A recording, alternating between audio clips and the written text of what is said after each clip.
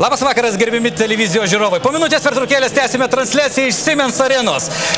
Priminsiu, kad Siemens arena šiuo momentu yra tikrai pilnutėlė, nes pirmą kartą federacijų taurė surengta tarp Lietuvos ir Rusijos komandų. Lietuvos komanda pirmauja prieš galingą Rusijos komandą. Štai Ramūno Šiškausko blokas. Veržėsi 12 numeris Domani ir Šiškauskas tikrai puikiai sužaidė.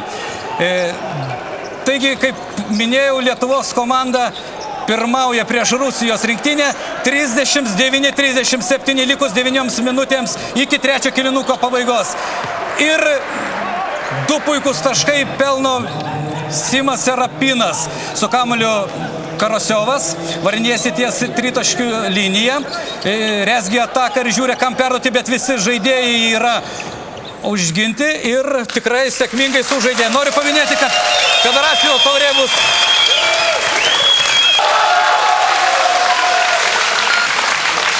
Mėly krepšinio aistruoliai, sugrįžtame į Podgoricos areną, kur vienose iš pasiruošimų Europos šiam metui skirtų varžybų susitinka Lietuvos ir Slovenijos komandos. Metai iš metų Slovenijos surenka vis stipresnės sudėtis, kurias siūs Europos čempionatą, tačiau jiems niekaip nesiseka ten normaliai pasirodyti, kažkokios tai antgamtinės jėgos jiems atrodo patekti į tvirtfinalį arba į kitą etapą.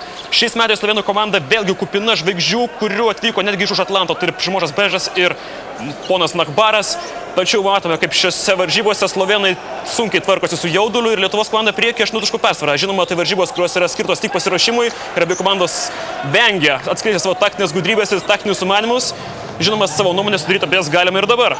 10 taškų persvarą priekį lietuviai su kamuoliu Slovenijos komanda 80-70 žaidus 3 minutės 4 rungtynių ketvirtyje.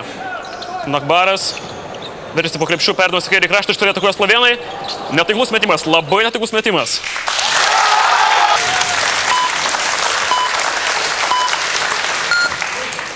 Labas vakaras, gerbėmėjai televizijos žiūrovai, susėdę prie brangiųjų televizijos ekranų ir juose matote Podgoricoje vykstančias rungtynes, kuriuose susitinka Lietuvos rinktinė ir Jugoslavija arba Serbija ir Juodkalnija, kaip dabar jau yra pakeitusi jinai savo pavadinimą. Taip, Lietuvos rinktinė Dariušas Lavrinovičius, matote, prasižengė 4. sykį, žaidžia 11 numeriu, yra Vilnietis. Be jo aikštėje kaunietis 14 numeriu, 9 marškinėlius 14 numeriu pažymėtus, tai yra žalgerietis, kuris žaidė jau ir Eurolygos varžybose, tai buvo Paulius Jankūnas, po to dar yra aikštėje Kaišiadoriškis Ramūnas Šiškauskas, iš Varėnos Dainius Šalenga ir Arvydas Macijauskas iš Klaipėdos. Taigi dabar ginasi Lietuvos rinktinė nuo serbų, iš krašto meta Miljanas Goljovičius nėra, tai yra nepataiko dar sykį Šalengas su kamuoliu, varosi į priekį, komandos draugai labai staigiai nubėgo į priekį ir nepasiseka serbai, jis čia nugriūna vidury aikštės. Labas vakaras, gerbimieji krepšinio mėgėjai. Turėsime transliaciją iš rungtynių Lietuva-Latvija. Tai yra pasiruošimo etapo rungtynės prieš Europos čempionatą, kuris vyks Serbijoje ir Juodkalnijoje. Lukauskis su kamuoliu, tai Šiškauskui. Puikus perdavęs ir Dariušas Lavrinovičius iš viršaus. Dariušas pelno 19 taškų ir puikus jo pataikymo procentas. Sveikina draugai Dariušą Lavrinovičių. Macijauską matote ekrane. Štai matote pakartojimas. Dainius Šalenga, kaip Arvydas Sabonis geriausiais laikais perduoda kamuolį ir Dariušas Lavrinovičius dar meta vieną baudą, jie nepataiko, su kamuoliu Janečioniakas. Atiduoda Škelė varosi, bando jiems sutrukdyti šansą išėlę, Škelė po krepšių, kamuolys įsiridena į mūsų krepšį 177. Lietuva užtikrintai pirmauja prieš brolius Latvijos. Ginevičius su kamuoliu, atiduoda Šiškauskui.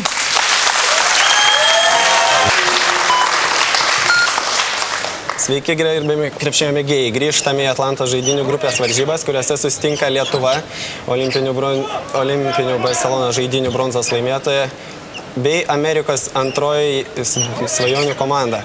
Su kamuoliu lietuviai Darius Lukminas perduoda Karnišovui, taipogi aikštėje matome Eurelijų Žukauską. Gintarą Inikį po krepšių. Karnišovas gauna prie 3 taškų, ne, Pačiesas. Iš 3 taškų Lukminas 3 taškai. Kol kas mums puikiai sekasi tvarkyti su amerikiečiais, nors mes ir pralaimėme, bet nėra toks skirtumas toks didelis, kaip visi tikėjosi. Davidas Robinsonas iš po krepšio. 34-26, kaip matome rezultatą, 6 minutės 50 sekundžių iki pirmojo kėlinio pabaigos. Aurelijus Žukauskas gauna kamuolį. Amerikiečiai kaip ir dažniausiai ginasi asmeniškai, tiksliau jie zoną nelabai moka gintis, nes NBA lygoje taip nesigina.